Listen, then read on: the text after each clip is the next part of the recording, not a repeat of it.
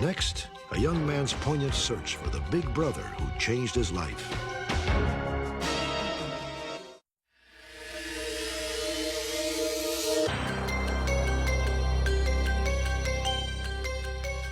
Isn't it a pretty day?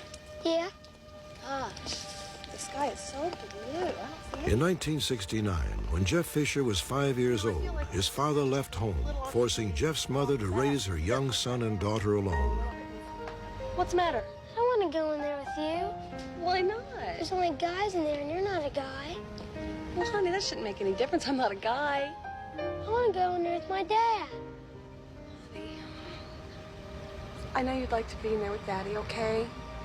But Daddy's going to be gone for a little while.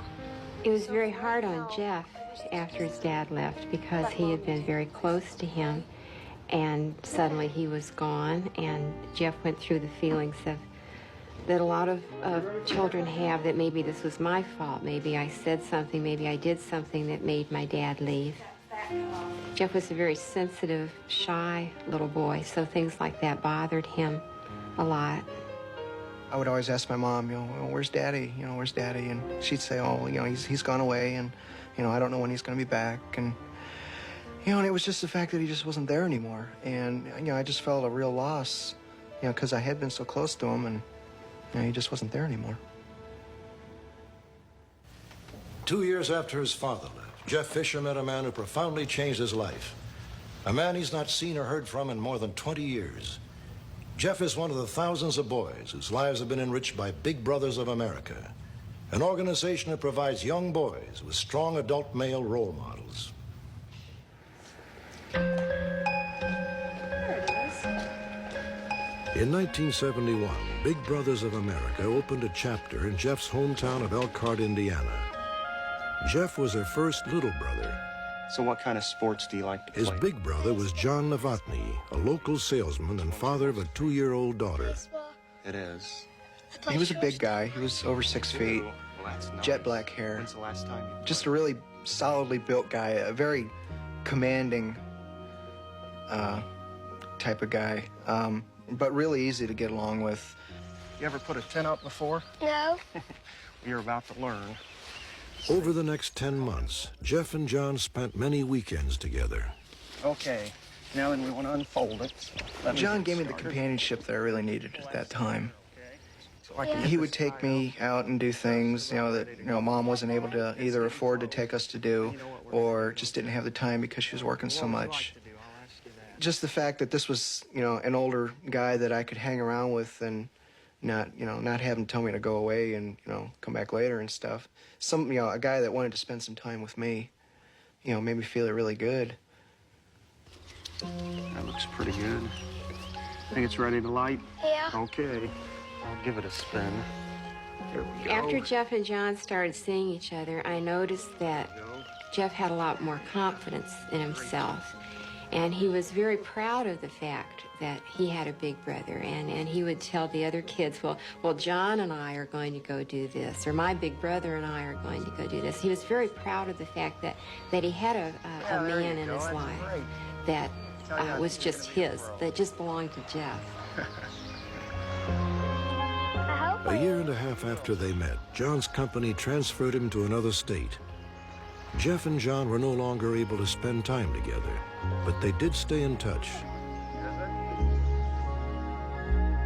In September of 1972, Jeff underwent open heart surgery to correct a congenital defect.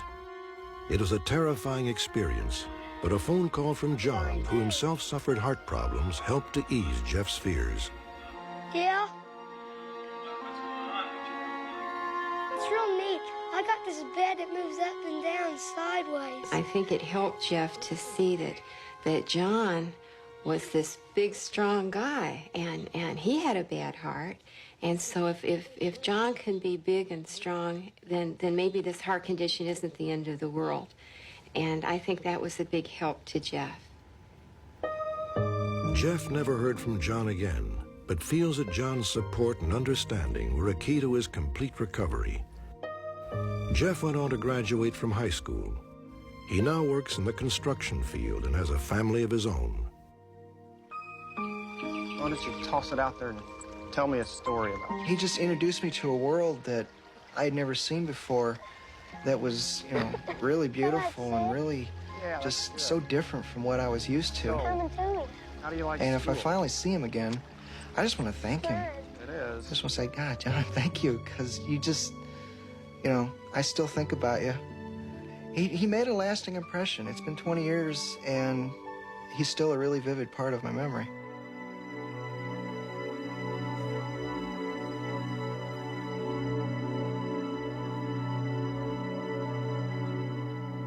Thanks to our viewers, Jeff Fisher's search for his big brother ended the night of our broadcast.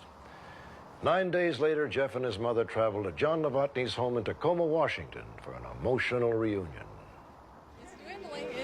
There they are. There they are. Hi, guys. Good. Yes, nice to meet Yeah, you look just like your picture, man. Great, great. It's unbelievable. I was absolutely stunned. I had absolutely no idea that Jeff was looking for me. And then as the show aired, people from Elkhart and from Michigan started calling me on the phone, telling me that I was on television and that Jeff Fisher was looking for me. And we must have got 35 calls that night and at least that many the next night. You know, I've been wanting to say thanks to this guy for 18 years, and, you know, whatever it took to come out and say that, you know, I was willing to do. This is when we were down in Lexington, Kentucky for a John Mellencamp show. And When I first started being a big brother, the question was, would I really have enough time to do it right?